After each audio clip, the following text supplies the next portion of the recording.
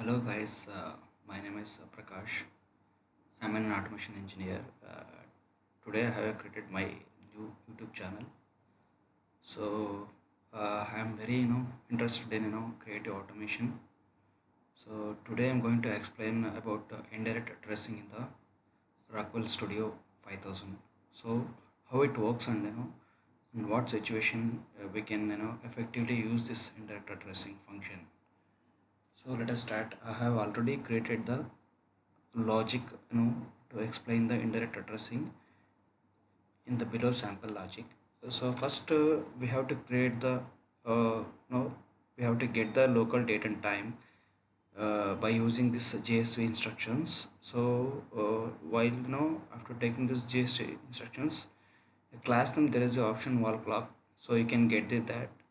So after that attribute name you have to give local date and time. So in destination, so you have to create 0 to 6 7 double integer you have to create. So if you create 5 or 6, it won't data won't transfer from the local clock time. So you have to create 7 double integer array. So then data automatically fetch from the local station. Okay, so here I have taken a counter along with the timer just to move the data. Okay, so this is the running data which I want to store in the array of 31 array of different value. So I have taken for one data.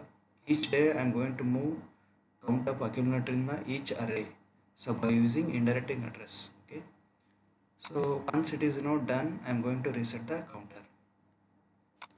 This is the COP instructions. Okay, so I have used accumulator of the counter. So I am going to move the whatever the value which is coming in the accumulator. I am going to move the array of the each value. So here in destination I have used monthly data. It is of 31 array. As you can see here, it is a two-dimensional array. So two-dimensional, we have three types of data type in the dimensional in the studio program. Okay, so we have single dimensional, two dimensional, and three dimensional. So here along with the indirect address, two dimensional array is very effective to move the value to each array by triggering the another bit of the array. Suppose either I have 31 0 to 32, I mean 33 array I have created here. So I wanted to move for each minute of the data to the each array. Every minute whatever the data is coming from the counter, I am going to move to the single array.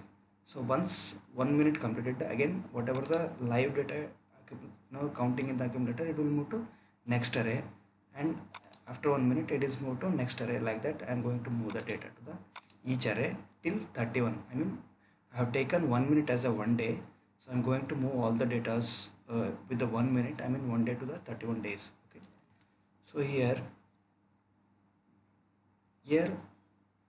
let us come to the point indirect addressing. See, I have taken monthly data of 32 arrays. Okay, here is a 0.0.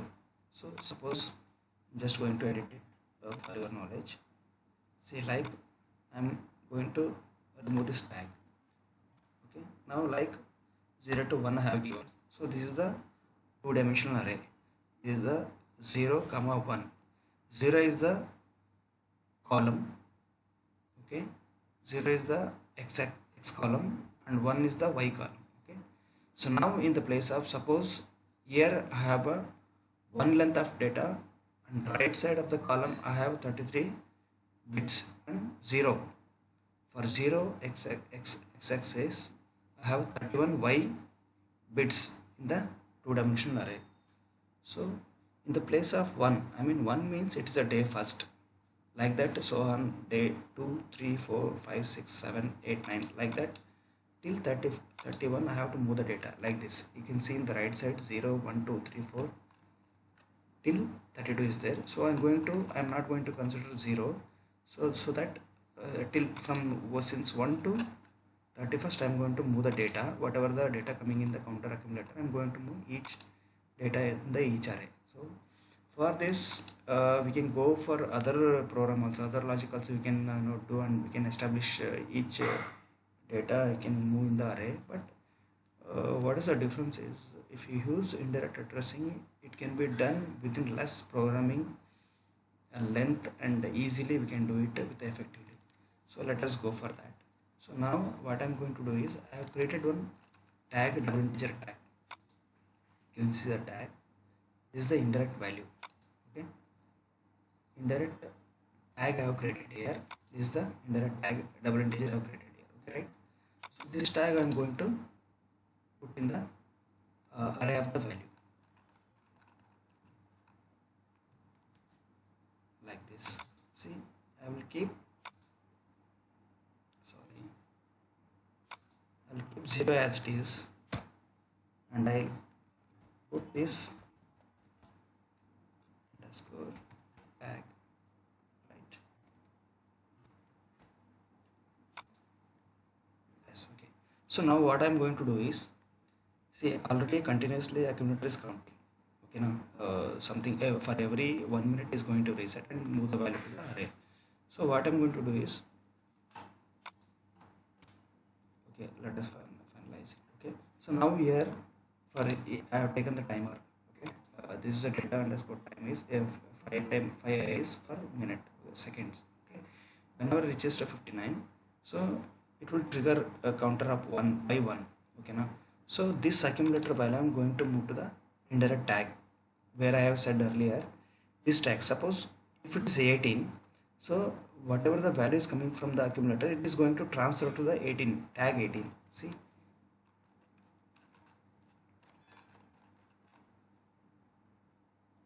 what is the tag?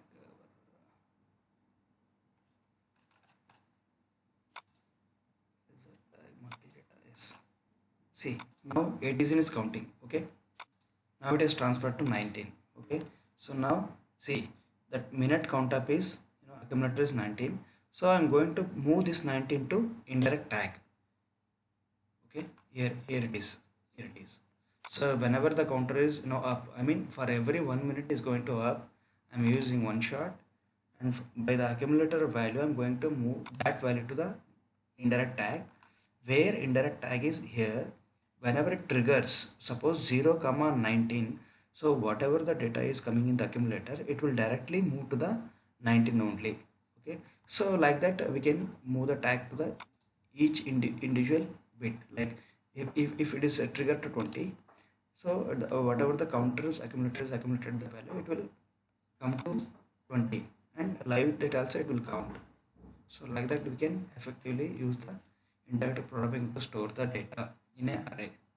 So I hope everybody, all of you got the idea of what is indirect addressing and all.